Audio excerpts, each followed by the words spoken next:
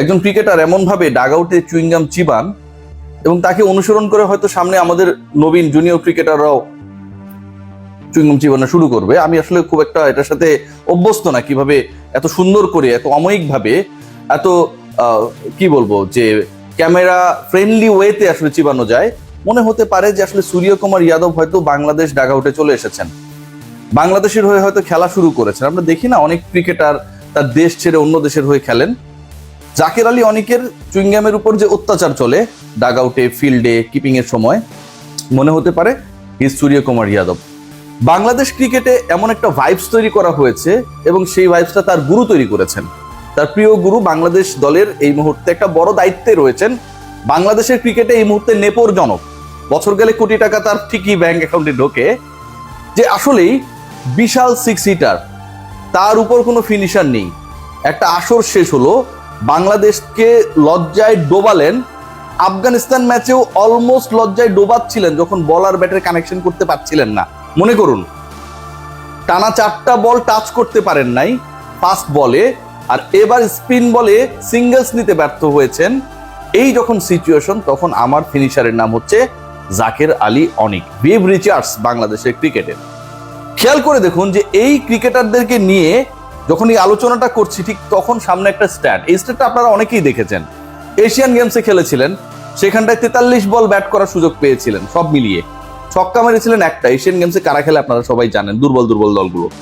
টি-20 world cup, সেখানটায় 46 বল খেলার সুযোগ পেয়েছিলেন সবশেষ টি-20 ওয়ার্ল্ড কাপে। বেচারা কোনো ছক্কা মারার সুযোগ পান নাই বা মারতে পারেন নাই, ক্যাপাসিটির মধ্যে ছিল না। মাঠগুলো অনেক ছোট ছিল কিন্তু ছক্কা মারতে পারেন নাই। চ্যাম্পিয়ন্স ট্রফি পাকিস্তানে বাংলাদেশ গিয়ে খেললো, সেখানে তিনি খেলেছেন 169 বল, প্রায় 27-28 ওভারের কাছাকাছি, এবং সেই 28 ওভার ব্যাট করে 6 মেরেছেন বাংলাদেশের ভিভ রিচার্জ সেরা ছক্কা মারার প্লেয়ার মাত্র একটা। এবং সবশেষ যেখানটায় বাংলাদেশের তরি ডুবলো, সেই এশিয়া কাপে 66 বল খেলে আমার জাকের আলী অনিক একটা ছক্কা মারতে পারেননি। একজন ক্রিকেটার তার সামর্থ্যের জায়গা নিয়ে যেভাবে বিভিন্ন জায়গায় হাইপ ক্রিয়েট করা হয়, সেটার তো প্রতিদান দিতে পারেনি নাই।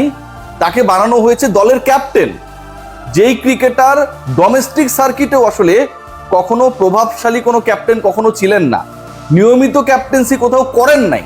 সেই ক্রিকেটারকে শুধুমাত্র নিজের পছন্দের দেখে যখন বাংলাদেশের একজন দায়িত্ববান কোচ বলা হয়, ম্যাজিশিয়ান বলা হয়, শুধুমাত্র তার পছন্দের কোরামটাকে ঠিক রাখার জন্য ক্যাপ্টেন বানিয়ে দেন, এর থেকে লজ্জার আর কিছু হতে পারে না।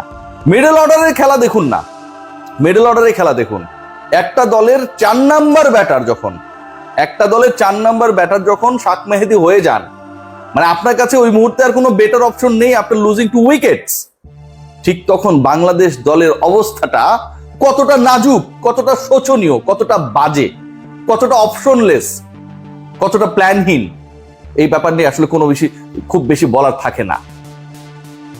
বাংলাদেশ দল 135 রান চেস করতে গিয়ে যে অ্যাটিটিউড দেখালো, দ্য ওয়ে দে প্লেড, যেভাবে তারা প্রত্যেকটা বলে ছক্কা হাঁকানোর চেষ্টা করলো।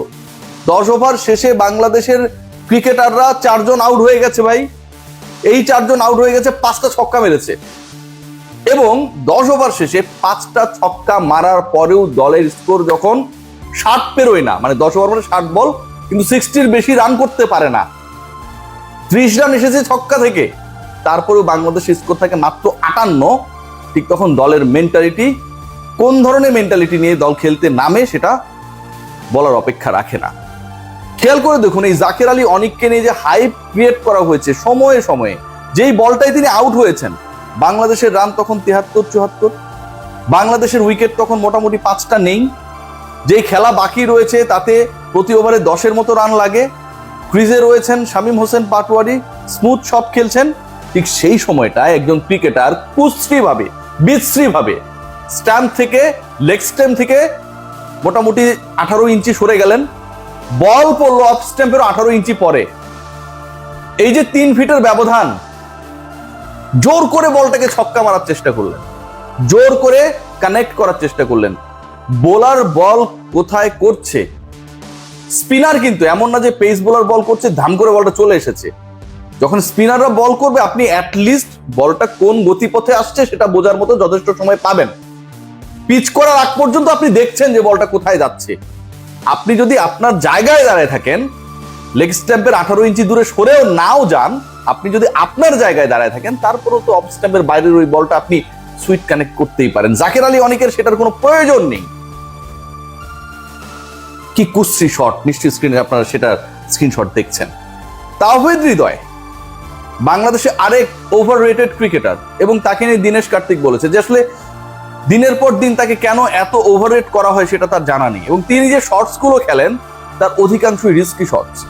এক ম্যাচে ভালো খেলার পর আমরা একদমই, যারা আমরা সমালোচক ছিলাম, তার স্ট্রাইক রেট নিয়ে কথা হচ্ছিল, তার এক্সিকিউশন নিয়ে কথা হচ্ছিল, ভগবানের কাতারে তাকে দিয়ে দেওয়া হলো। লাস্ট 2 ম্যাচে কি খেলেছেন, গত ম্যাচে কি খেলেছেন, 135 চেস ডাউন করতে বাংলাদেশ যখন ব্যাট করছে, তাওহিদ হৃদয় ঠিক এমন একটা পজিশনে ব্যাট করতে নামলেন যখন আপনার নিয়মিত ক্যাপ্টেন লিটন কুমার দাস ইনজুরির কারণে 11-এর বাইরে, এরকম একটা গুরুত্বপূর্ণ ম্যাচে লিটনের পজিশনে আপনি ব্যাট করতে নামলেন। আগের বলে, ঠিক তার আগের বলে অল্পের জন্য আপনি রান আউট করালেন না ইনফর্ম সাইব হাসানকে, বেঁচে গেল, মিসআন্ডারস্ট্যান্ডিং এর কারণে বেঁচে গেল ফিল্ডারদের। তারপরের বলে আপনি শাহিন শাহ আফ্রিদিকে পেটাতে গেলেন।